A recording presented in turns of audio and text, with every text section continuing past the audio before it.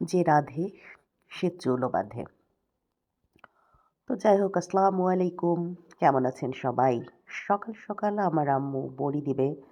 তো সে হচ্ছে am ready করে ফেলছে আরকি। এটাকে হচ্ছে ঝিনাইদহ ভাষায় আমরা এটাকে ফেনানো বলি আরকি।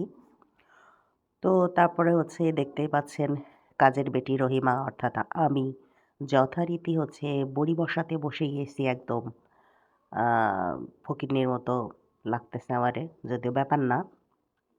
তো আমি এখানে একা, একা বড়ি বসাচ্ছিলাম আর আম্মুকে বলছিলাম আ যে, "আম্মু বড়িটা কে বসাচ্ছে দেখো তো, তার কত গুণ, কি সুন্দর হচ্ছে।" মানে ওই আরকি নিজের ঢোল নিজে পেটানো। কেউ তো ছিল না আসলে যে বলবে যে, "না ভালো হচ্ছে।"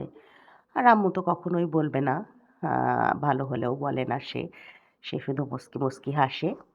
তো আমি যখন বসছিলাম তখন আমার ছেলে প্রচণ্ড হাসছিল যে, "মাম তুমি কি পাগল? নিজের ঢোল নিজে পেটাও।" তো যাই হোক ব্যাপার না।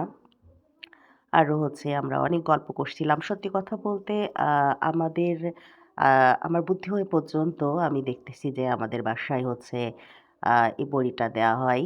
আসলে সবার বাসায়ই দেয়া হয়।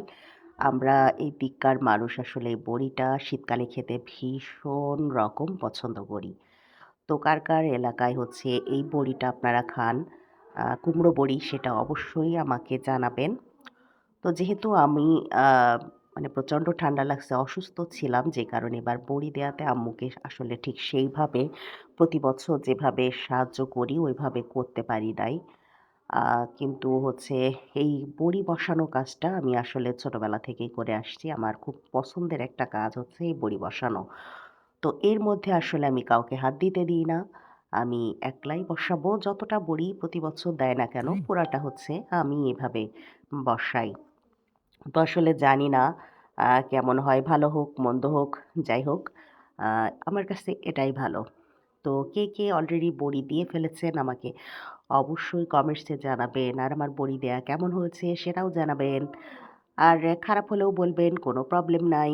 কারণ অনলাইনে কাজ করি তো এখানে বিভিন্ন মানসিকতার মানুষ আছে। সেটা আমি জেনেই এখানে আসলে কাজটা করতেছি। আর আসলে মেন্টালিটি সবার তো একরকম হয় না। একেকজন একেক রকম ফ্যামিলিতে বেড়ে ওঠে। যার, যার আ মানে শিক্ষাবোধ বলেন, রুচিবোধ বলেন, সবকিছুই আলাদা।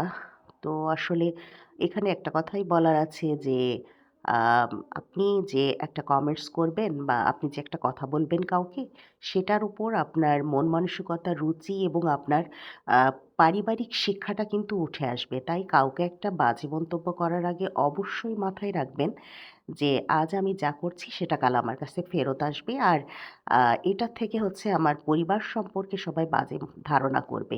কারণ সবাই বলবে যে এর পারিবারিক শিক্ষা ভালো না। তাই চেষ্টা করুন খারাপ না হলেও, ভালো না হলেও কাউকে আসলে বাজে মন্তব্য করা থেকে বিরত থাকুন।